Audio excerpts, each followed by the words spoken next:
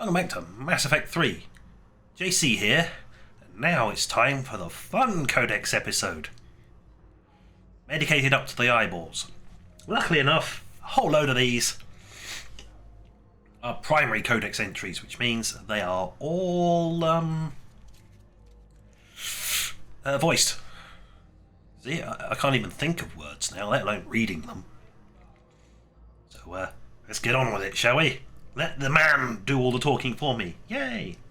The Enhanced Defense Intelligence, or EDI, serves as an information source and cyber warfare defense system on the rebuilt Normandy SR-2.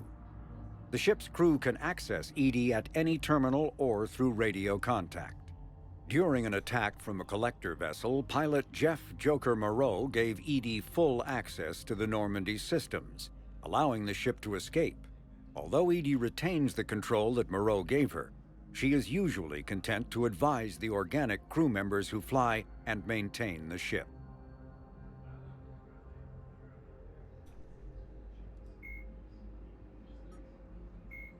The John Grissom Academy, founded in 2176, is the Alliance's premier school for young human biotics. The institution is housed in a space station in orbit over the human colony of Elysium.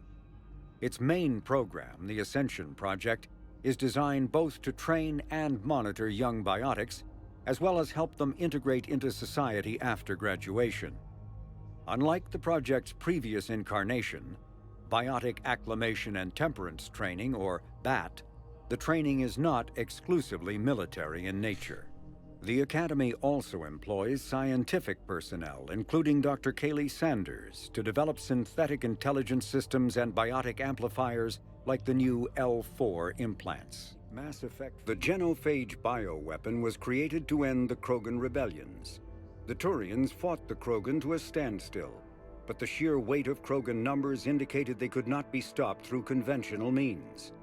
The Turians collaborated with the Solarians to engineer a genetic counter to the Krogan's rapid breeding. The genophage virus replicated by eating key genetic sequences, altering every cell of Krogan physiology, so the Krogan could not use gene therapy to fix the affected tissues. Once a genophage strain could replicate no more, it would starve and die, limiting mutation and contamination. In addition, the created genetic flaw is hereditary. The resulting mutation made only 1 in 1,000 Krogan pregnancies carry to term, reducing offspring viability rather than fertility. Krogan warlords fought battles over the females able to carry children to term. The release of the genophage is still controversial and bitterly debated in many circles. The Reaper weapon, nicknamed Black Star, is so advanced that Alliance scientists can only offer speculation about how it works. The gun appears to exploit an Element Zero core and mass effect fields to fire gravitational singularities, micro-black holes that revert to their natural lethality when they impact a solid object. Researchers theorize that the blast tears apart the strong nuclear forces that hold the target's atoms together, resulting in a localized fusion reaction in light atoms and a localized fission reaction in heavy atoms. If that hypothesis is correct, the weapon alters nuclei, thus changing the chemical composition of the target. This destroys organic tissue, corrodes surviving armor, and leaves a visible trail of light-emitting particles. Although some might argue that the Black Star's single-launch capability makes it a liability, its capacity for utter destruction is essential when the user requires large-scale, instantaneous damage. Yeah, so, a point and FU. Whatever it is. Normally a Banshee. Yeah, no, I hate them. They get the resulting end of this, or whatever heavy weapon. This is basically the heavy weapon. We don't actually have a dedicated heavy weapon like in the previous game. They're one-shot jobs in certain levels at certain places. It's just when this thing was available, I already knew I could defeat the brutes with the warp-throw combo and detonating like a quarter of their health or more away in a single blast.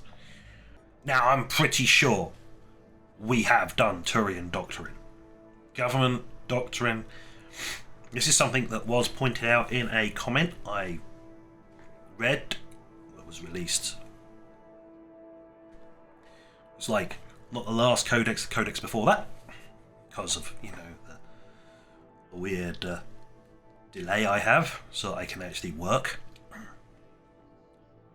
So, yeah, it does appear that a lot of the entries may be duplicated, or at least they're going to pass them out as if this was your first time playing the game.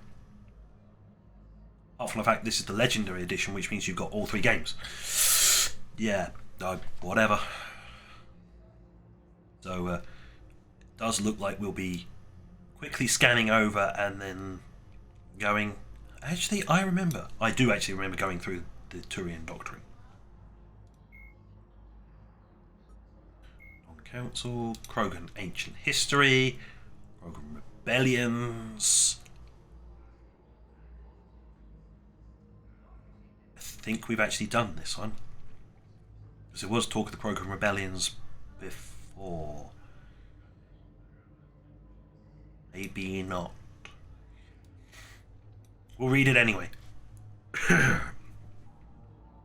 Hopefully there isn't actually much else to do. Right. Krogan Ancient History. The lack of adequately preserved archives presents a significant obstacle to research into ancient Krogan history. Nevertheless, recent archaeological discoveries have shed new light on the topic, revealing a society once rich with cultural,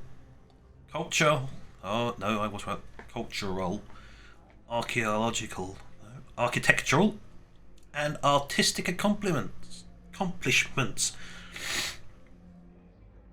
I told you it's going to be bad. I said, because I'm medicated up to the eyeballs. Right. Newly discovered ruins reveal that the Krogan had particularly advanced understandings of structural and geotechnical engineering.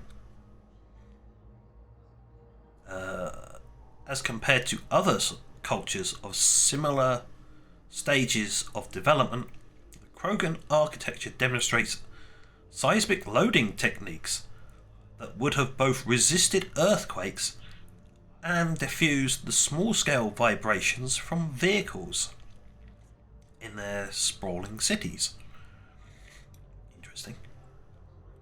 Curiously, however, Tuchanka has little... Whoop.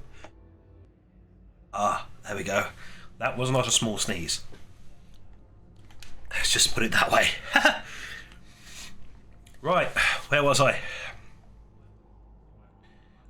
Curiously, however, Tuchanka has little natural tectonic activity. Instead, researchers believe the ancient Krogan were concerned with safe cohabitation with one of the planet's apex predators. Holos, the mother of all thresher moors. Oh, we'll be bumping into that later on, probably. Prior to the Genophage, Krogan population growth was limited by predation, disease, and war.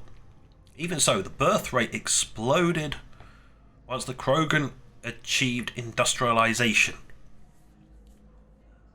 leading to wars over resource and living space.